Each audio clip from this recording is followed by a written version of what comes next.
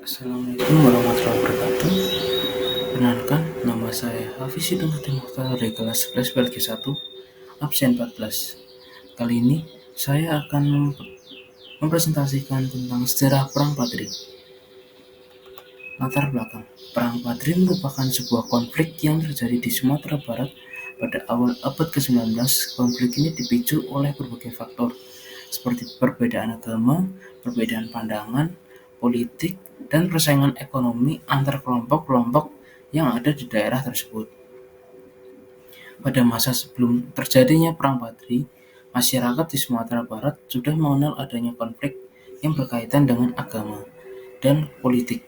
Hal ini disebabkan oleh adanya pengaruh dan para ulama dan tokoh agama yang memiliki pandangan yang berbeda-beda. Selain itu, adanya persaingan ekonomi juga menjadi salah satu faktor yang memperburuk situasi di daerah tersebut. Setelah itu, penyebab Perang Padri. Penyebab Perang Padri yaitu Perang Padri terjadi karena adanya konflik antara kaum Padri yang ingin melakukan reformasi di bidang agama dan pemerintahan dengan tradisi masyarakat Minangkabau yang sudah berlangsung lama. Konflik ini semakin memanas ketika kaum Padri mulai mengkritik adat istiadat dan kebiasaan masyarakat setempat. Selain itu, faktor ekonomi juga memicu terjadinya Perang Padri. Kaum Padri yang mayoritas berasal dari kelompok pedagang merasa tidak puas dengan sistem perdagangan yang ada saat itu. Mereka merasa bahwa sistem tersebut tidak adil dan menguntungkan para pedagang non-muslim. Hal ini membuat mereka semakin terisolasi dan akhirnya memutuskan untuk melawan. Kronologi Perang Padri. Perang Padri adalah salah satu peristiwa penting dalam sejarah Indonesia. Perang ini terjadi pada abad ke-19 di Sumatera Barat dan berlangsung selama hampir 3 dekade. Perang tersebut melibatkan pihak-pihak yang memiliki kepentingan politik dan agama yang berbeda. Kronologi Perang Padri memulai pada tahun 1803, ketika seorang ulama bernama Tuanku Imam Bonjol mulai memimpin gerakan untuk menggulingkan pemerintah Kesultanan di Sumatera Barat. Gerakan ini didukung oleh para ulama dan masyarakat yang merasa tidak puas dengan kondisi politik dan ekonomi saat itu. Selama hampir 3 dekade, Perang Padri terus berlangsung dengan banyak pertempuran dan gencatan senjata yang terjadi.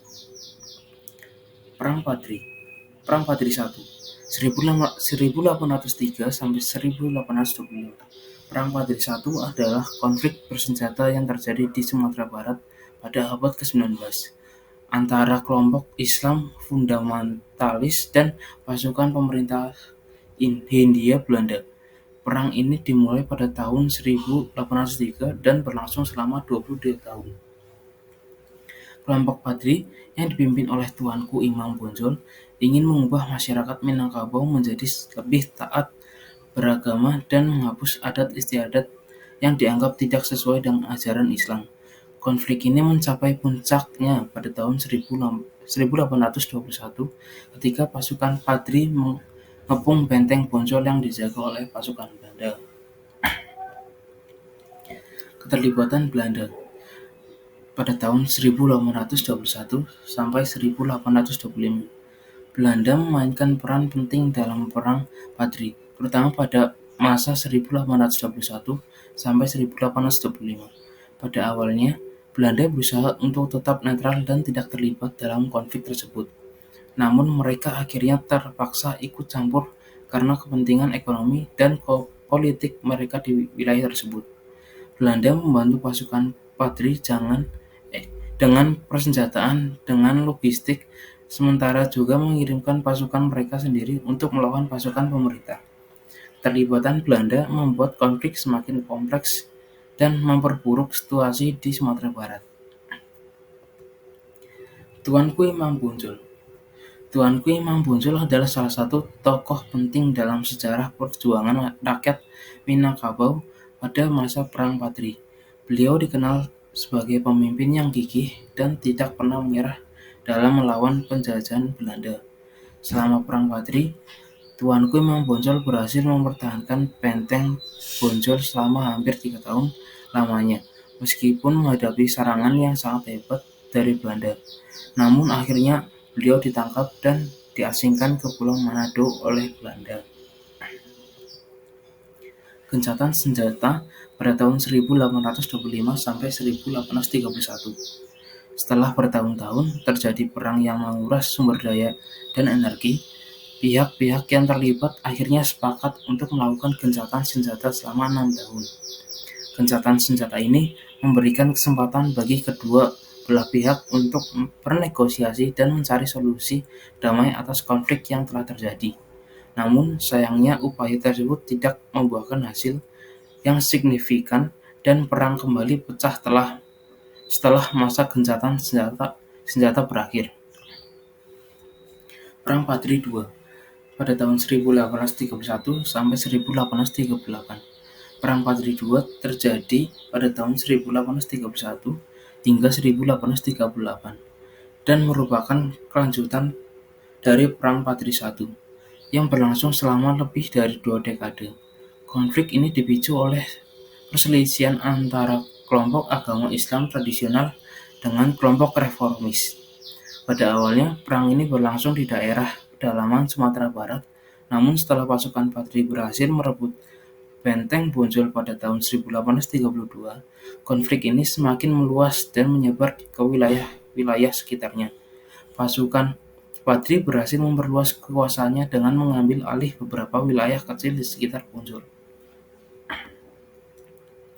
Lalu, jatuhnya Luwak Nan Tigo pada tahun 1831 hingga 1833. Pada periode ini, pasukan Padri berhasil menaklukkan 3 wilayah adat yang disebut Luhak Nan Tigo. Wilayah tersebut berdiri dari tanah datar, agam, dan 50 kota.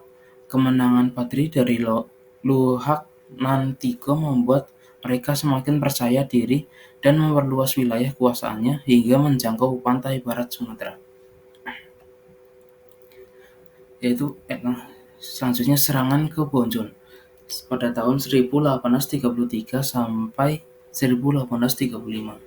Pada saat serangan ke Bonjol terjadi, pasukan Padri yang dipimpin oleh Tuanku Imam Bonjol telah berhasil menguasai benteng Bonjol selama 2 tahun.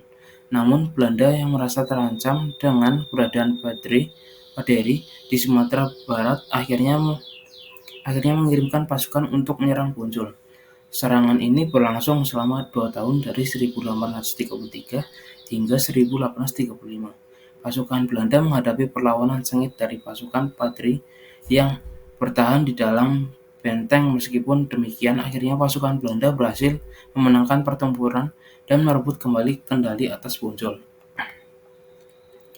Benteng Bonjol.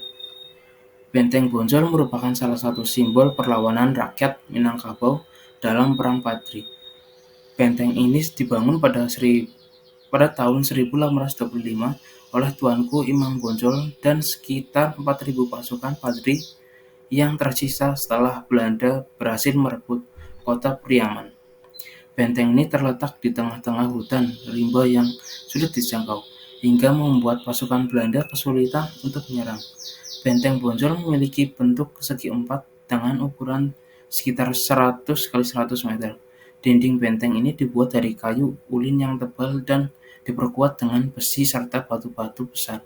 Di dalam benteng terdapat berbagai fasilitas seperti masjid, dapur, dan gudang amunisi.